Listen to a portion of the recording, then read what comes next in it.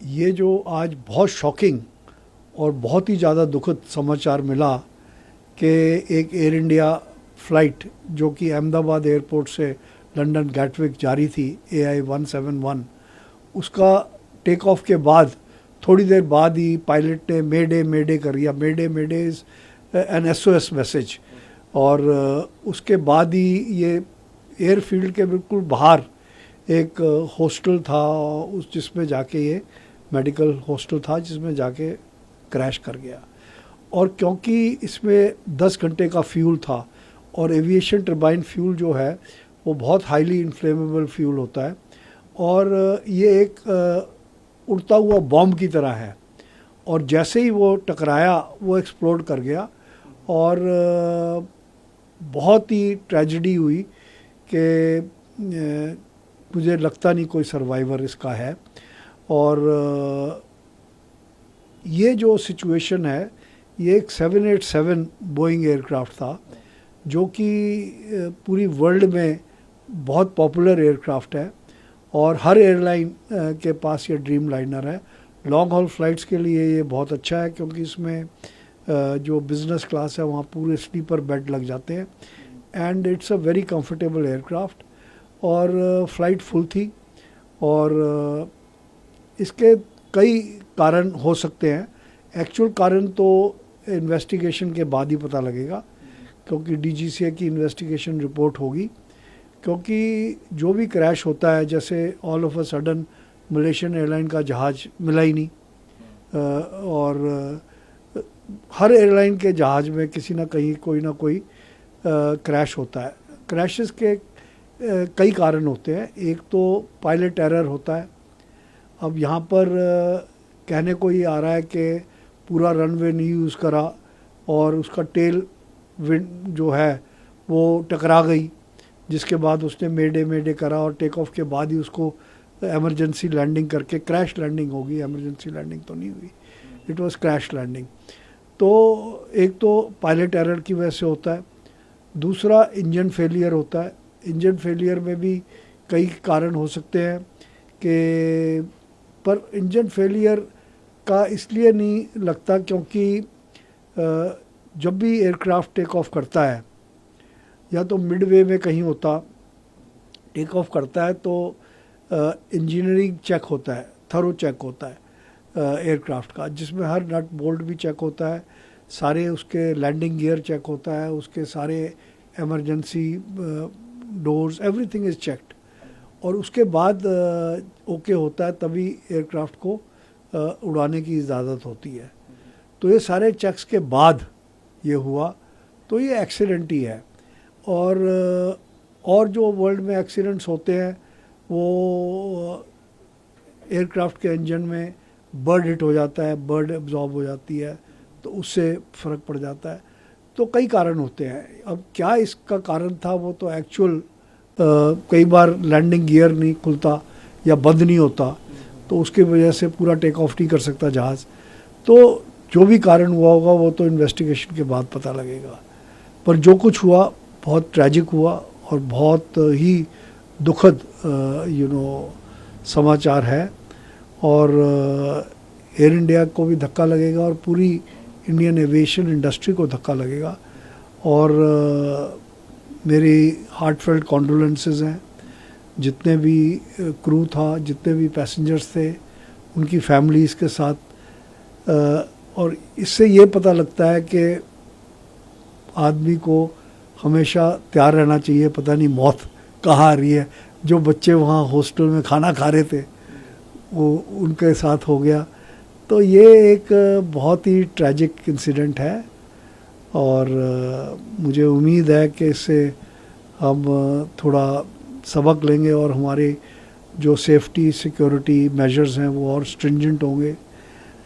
हालांकि DGCA का भी पीछे आईटा जो इंटरनेशनल एयर ट्रैवल एसोसिएशन है, ट्रांसपोर्ट एसोसिएशन है, उन्होंने सेफ्टी ऑडिट करा था और इंडिया का सेफ्टी ऑडिट ठीक निकला।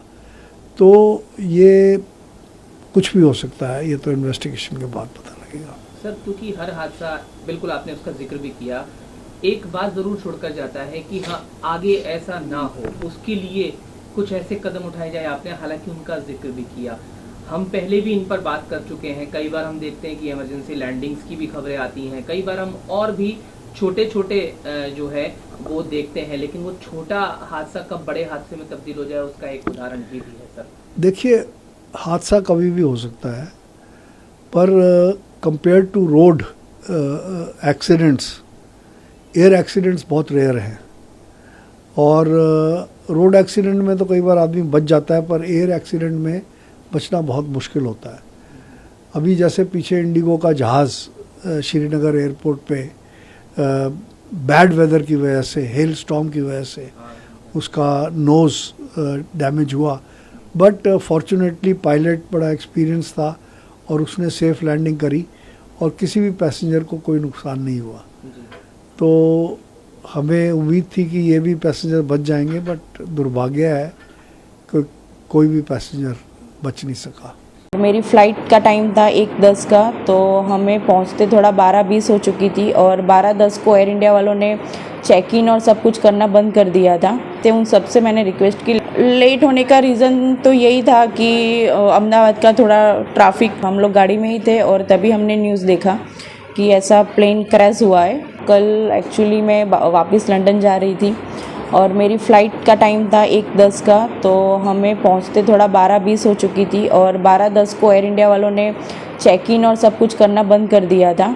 मैं वहाँ पे चेक इन के गेट पे पहुँचने के बाद मैंने उनसे रिक्वेस्ट भी किया कि अभी 10 मिनट ही थोड़ा लेट हुआ है, तो मुझे जाने दो, जो भी इमिग्रेशन और वो होगा मैं फटाफट से सब क्लियर कर दूंगी। लेकिन उन्होंने और वो उनकी सीनियर स्टाफ भी आए थे, उन सब से मैंने रिक्वेस्ट की, लेकिन वो तीनों जन ने मुझे वापस ही भेज दिया कि नहीं मैडम, अभी 10 मिनट की आपकी लेट की वजह से हम लोग को और 15 मिनट लेट हो सकता है। तो फिर इसलिए मुझे रिटर्न होना पड़ा था। आपका लेट होने का कारण क्या था एयरपोर्ट पहुँचने में? लेट होने का रीज़न तो यही था कि अहमदाबाद का थोड़ा ट्रैफिक, हम लोग ये सिटी एरिया में थोड़ा एंटर हो चुके थे, तो उसका हमको लेट हुआ था। जब आपको पता चला है कि ट्रेन क्रैश हुआ तब आप कहाँ पे थे और कैसे फील हुआ था? जब पता चला तब हम ऑलमोस्ट एयरपोर्ट से तो घर के लिए निकल चुके थे और हम लोग गाड़ी में ही थे और तभी हमने न्यूज़ देखा कि ऐसा प्लेन क्रैश हुआ है। और at the time I was feeling totally num and एक तरह से अच्छा, मैं अपने भगवान का थोड़ा, माता जी का और सब शुक्रिया कर रही थी कि मैं बच गई। लेकिन दूसरी साइड ये भी था कि ये जो इंसिडेंट हुआ है वो बहुत ही थोड़ा टेरिफाइड है। जी, आपकी लड़की कल अहमदाबाद से लंदन जा रही थी, फ्लाइट पे टाइम पे पहुंचने के नहीं कारण उनकी आज जान बच गई। आपको कैसा लग रहा उस टाइम पे जब ये पता चला? जब हम लोग एयरपोर्ट के लिए निकले थे और 12:10 का उसका बोर्डिंग का टाइम था, 10 मिनट हम ट्रैफिक की वजह से लेट पहुँचे और फिर उधर भी रिक्वेस्ट किया, फिर भी इन लोगों ने ऐसा बोला कि अभी लिस्टिंग हो चुका है, अभी आपकी वजह से और 15-20 मिनट फ़्लाइट लेट होगी।